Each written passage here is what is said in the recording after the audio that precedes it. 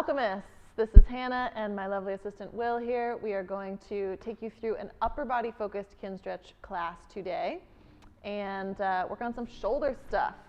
So we're going to start by warming up the shoulder blades with our scapular CARs. I'm actually going to have Will turn around so that you can see his shoulder blades moving if you're newer to these. You're going to bring your arms out to a V shape with your hands slightly wider than your shoulders. You're going to pull your shoulder blades in towards your spine, slide them up towards your ears like a shrug, spread them wide and forward, really reach your knuckles away from you, and then stay wide to drag back down. Keep going, same direction you're on the clock. In, up, wide, and down. Keep going, find your own pace here. You can see Will's doing a really nice job of smoothing the distance between these cardinal points that I'm calling out, so it's not chunky or rectangular, but really has a round rotational aspect. If you're newer to these, that might not happen, but you're gonna do your best. And then wherever you are right now, pause, and then reverse direction. So come up towards the ears, squeeze in towards the spine, slide down towards your back pockets, and then wide across your back. Good, keep going in that same direction. And as you're doing this, make sure you've got a nice brace through your midsection, so you're not allowing your spine to arch and round to kind of fake having a little bit more scapular movement.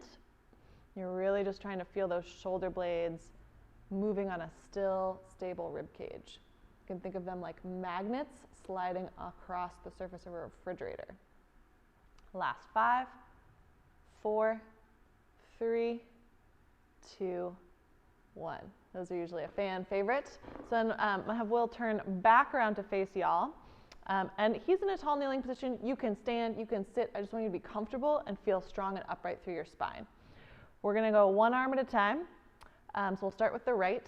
You're gonna wind up as much external rotation as you can, and then cut across your body as much as your chest situation will allow, and then start to come up towards your ear, as close as you can without any arch in the spine or any pain and pinch in the shoulder. When you hit that sticky point, you're gonna rotate, twisting your bicep away from your face, and start to reach behind you. I conveniently placed myself below the height of Will's arm, as you can see.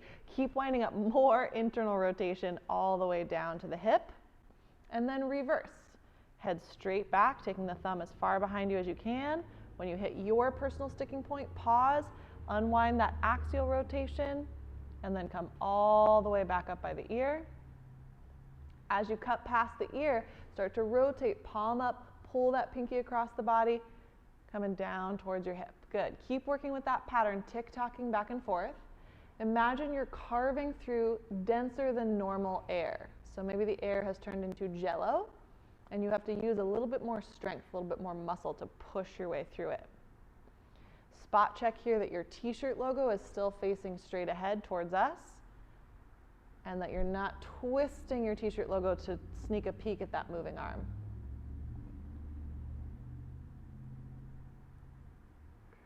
Good, and then let that go. Now, before we go on to the other side, we're just gonna pull out a piece of that movement. So one of the pieces that we talked about was that little axial rotation. So let me have Will just bring your arm out to the side. Perfect. He's gonna make a nice strong fist, you too. Nice active straight elbow, and then just try to get twist of your bicep in your shoulder socket, and then twist it in the opposite direction. And as you do this, you wanna make sure that your shoulder blade isn't hiking up and down, that you're just wringing out as much axial rotation of your upper arm bone in the shoulder socket as you can. You'll see more movement at your wrist. That's okay, as long as you're directing and thinking about the movement coming from your upper arm. One more time each direction. Squeezing to a complete stop, maybe having a little fight for more moment where you feel your motion run out. Good, nice, Will. And then back towards me. Gorgeous. Okay, other side, same sequence. So starting with the full glenohumeral or shoulder CAR, Will's gonna create some good tension through his midsection, wind up external rotation, and then start to cut across. And again, depending on what you have going on for chest tissue, that might be a lot or a little. Just get what you've got. Cut up towards the ear. When you hit your sticking point, wind up as much rotation as you can, twisting your bicep away from your face, and then explore the idea of reaching behind you, staying pinch and pain free. When you arrive at the hip, pause, keep that internal rotation, and head straight back. Take your thumb as far behind you as you can until you find your sticking spot. Then rotate, cut back up towards the ear, breathing in there somewhere. As you come back across, wind palm towards ceiling, pull that pinky across your body. Good. One more smooth rep. Make pretend the air got a little denser for this second rep so that you're doing the same motion, but now it costs a little bit more. Costs a little bit more strength and effort from you. And particularly I like the Jell-O metaphor because the idea is that I want you to have to work hard in all directions. Some of the directions of this movement, gravity can kind of help you. We hate gravity in Kinstretch. We wish we could just cut it out of the field. I want you to actively control your full shoulder range of motion. That's what's going to deliver the most benefit from this work. Good. Then we have our axial rotation. Somehow we'll take that arm straight out to the side. You can do these in any position. Create some good tension through the body, and then twist arm bone and socket in one direction, and then twist in the opposite direction. Good. As he does this, he's making sure that that shoulder blade isn't hiking up and down. He's doing a really nice job of directing the movement to come from the top of the humerus, that upper arm bone. You can think if you had a tattoo on your bicep, you'd be trying to tuck it down towards the floor and then rotate it up towards the ceiling. Hopefully I'm still in the frame. Who knows? Mm-hmm. We're learning how to film ourselves. Last 10 seconds. You're doing great. Will's doing great also. Coming to a complete stop. One more in each direction.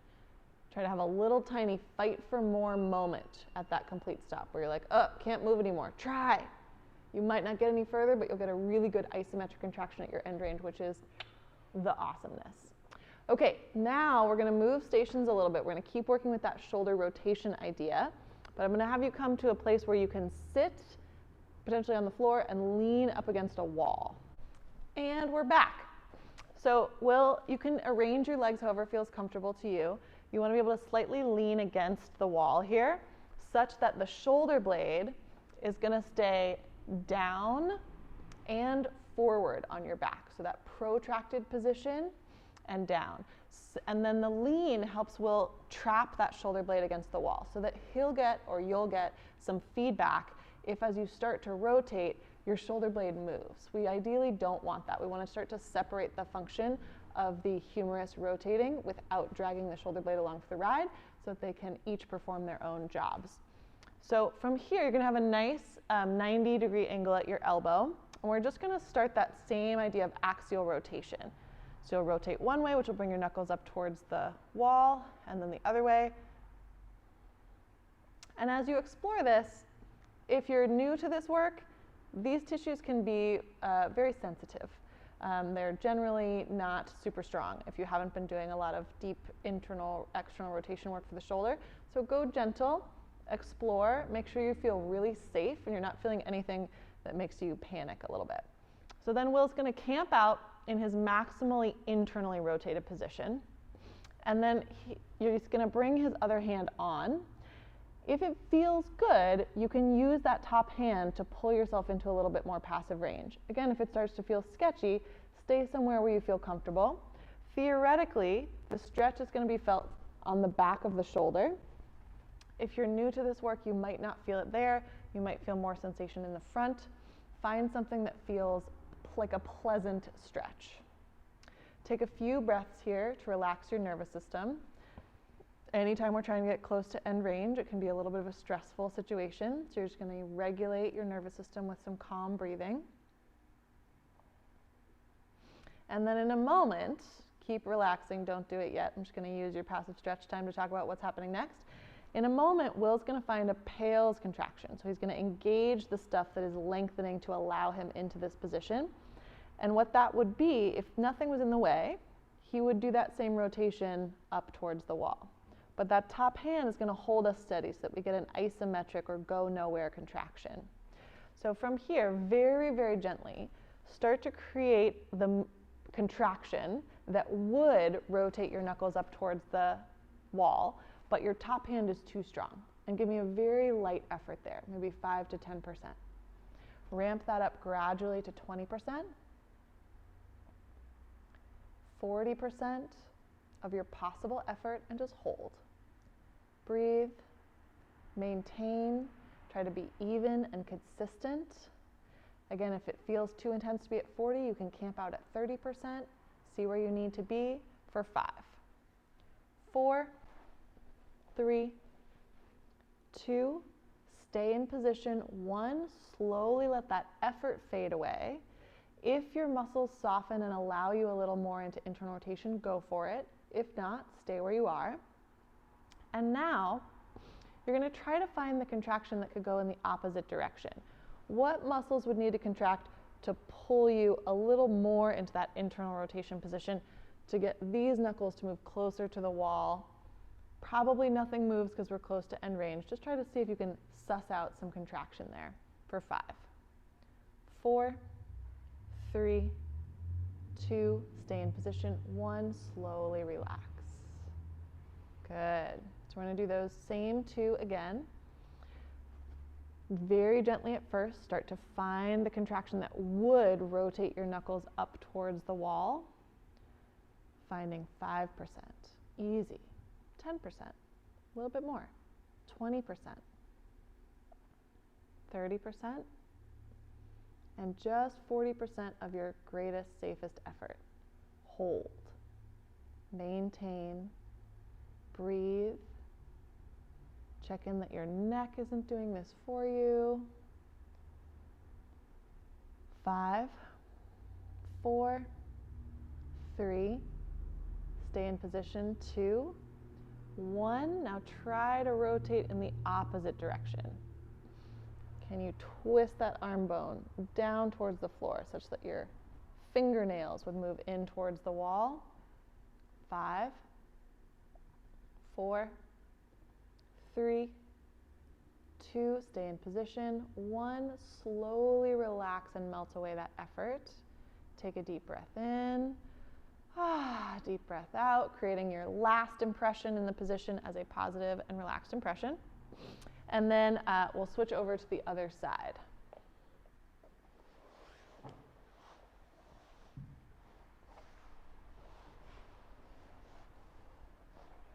Nice.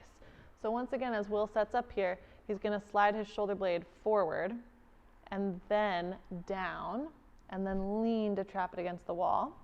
And then he's starting to rotate that upper arm bone into internal rotation, seeking that same pleasant stretch somewhere in that deep shoulder stuff, and starting to breathe calmly. Yills. So good at that. It's just so like insta-calm. Hopefully you are too, wherever you are in the world. Taking a few deep breaths. Thinking slow inhale, relaxed and slower exhale.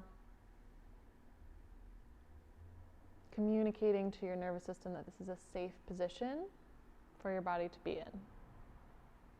Then, our next job is to strength train isometrically in that position, the long and the short stuff.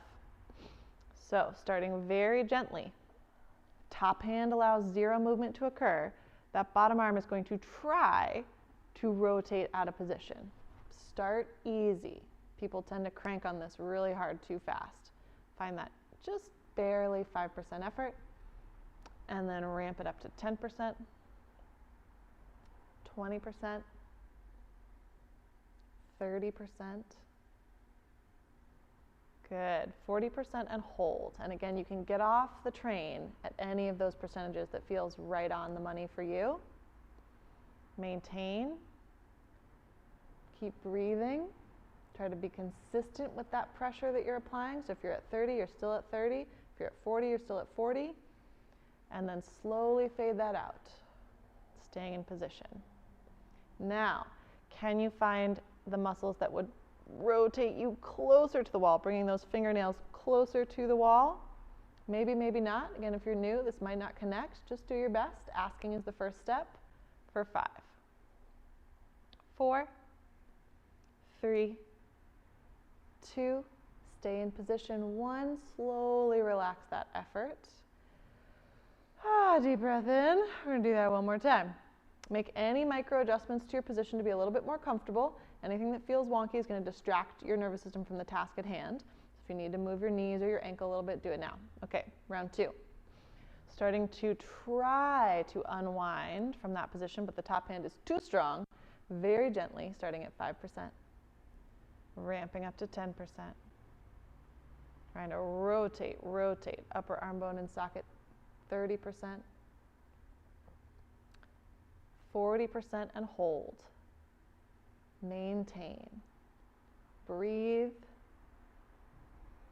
Be consistent. Visualize your arm bone trying to rotate. This is helpful. For 3, 2, stay in position. 1, let that fade away, and then try to find the opposite rotation. What would bring more internal rotation to that upper arm bone that would eventually bring your fingernails closer to the wall? Find whatever you can there for 5, 4, 3, breathing, 2, stay in position. 1, slowly let that effort fade away. So nice. Okay, so now we're going to switch back to our original side, same setup. I want you to find that end range position where you worked before, where you feel like, okay, that's as much stretch as my body really wants to tolerate.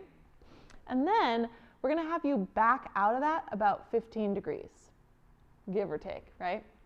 This top hand is just going to become a target, and we're going to work a little bit more on that active internal rotation tissue. So here, I want you to, whatever position you're in, create a good abdominal brace and turn on some of your muscles, almost like you're doing a plank in whatever funky position you might be in. And then from there, you're going to rotate to pull your bottom arm away from your top hand, finding that hopefully same stretch position, and then bring it with control right back onto touch, and then right back. You're on the clock for this one, so you can find your own pace, rotating away from your top hand target, and then smoothly coming back on to make contact. Make sure you're controlling your pace in both directions. Will's doing an amazing job of this. And make sure you're thinking about the arm bone rotating, that humerus rotating. We don't want to have the elbow stealing the show or the wrist stealing the show. Last 5 seconds. 3, 2, 1, and rest. Yar. Go ahead and switch sides. It's a small move, these end range movements, but they can feel like they cost quite a bit. Good, okay, so set yourself up for success here. Shoulder blade forward and down, leaning against the wall to pin it in that position. Wind up your internal rotation. Top hand can encourage you a little bit further. Find that same place where we worked in the first set, and then just back off 10 to 15 degrees. Now, I don't want you at your full end range. I want you to be able to create a little bit of concentric effort into internal rotation. From here, brace midsection, turn your body into a strong plank. The more we have tension in our body, the more strength we can send to those tissues we're training. And then start to rotate away from that top hand, your target, and then smoothly come back on to touch. You're on the clock here for a timed set, so you're going to find your own rhythm with it. Movement comes from the upper arm rotating, that bicep stuff rotating. Finding a controlled pace. Last 10 seconds, gang. You're doing so good. As you return to the top hand, don't just bounce back there. Smoothly bring yourself back up and then rotate yourself down for 5, 4, 3, 2, we're having so much fun already, 1, slowly relax. Ah yes, the faces of shoulder internal rotation. Okay, so we're gonna finish with some higher intensity shoulder CARs, our glenohumeral CARs. So I'm gonna have Will come into quadruped, walk forward a little bit, perfect, great. He's gonna work his arm that's closest to you so you can see what's going on. If quadruped is not your jam, pick any base position. Standing is an easy one, Collapse kneeling is an option, tall kneeling. Find something that's comfortable where you can feel really powerful. We're gonna go exactly 1 minute, I promise an honest minute. What I would like from you is for you to give me your greatest, safest effort through the full range of that shoulder car for the full minute. So for my experienced folks, if I were to say, okay, we'll do 10 more seconds, mutiny, yeah? I want you to give this your true all for 1 minute. So start by creating a good amount of tension through your body. Midsection braced, legs strong, arms pressing into the floor, nice straight elbows, and then begin carving through that densest possible air. Think wet cement, sludge. You've got to push your way through it, earning every inch of movement that you have. When you get to the hip, pause and reverse. Nice. And you can experiment here. Will has an open hand right now. Sometimes a closed, squeezed fist will give you just a little bit more oomph. So you can play around with both options for yourself, see what feels best. You're exactly 30 seconds in right now, halfway. We're only doing 1 set of these each side, so I want full effort. Yeah, nice. And that straight arm that's supporting you is working just as hard as your moving arm. It's just doing a different job. It's holding you steady, pushing the ground away. Carve, carve, carve. 10 seconds. You got this. Come on. Yes, very nice. 3, 2, 1. Milking it. Nice. All right. This one. Turn yourself around. Show the good people your other arm so they can appreciate that one too. All right. Set yourself up in a strong position, whatever position you're in. I want braced midsection. I want strong arms. I want strong legs, muscles squeezed isometrically. And 3, 2, 1, go for it. Carving through that densest possible air. This shoulder might have a different range of motion than the other shoulder. Don't force it to be the same. Find your honest range on this side, but make sure you're carving through dense, dense, dense air. Actively moving in all directions. Good. Will's doing an awesome job here. Sure you are at home as well. You're exactly at that halfway point. If you've been saving anything in the gas tank for later, spend it now. Yes, rotate, rotate, rotate, rotate, rotate. Nice. And rewind. You're almost there. Last 15 seconds, gang. Come on. Carve, carve, carve. Full body involved. All body tension. 5, 4, 3, 2, 1. And relax. Nice job. Yes. I don't know if you can appreciate that Will is like a little red in the face. This is how these should feel. This is good. All right, gang. Enjoy your new shoulders. And we'll see you for the next time.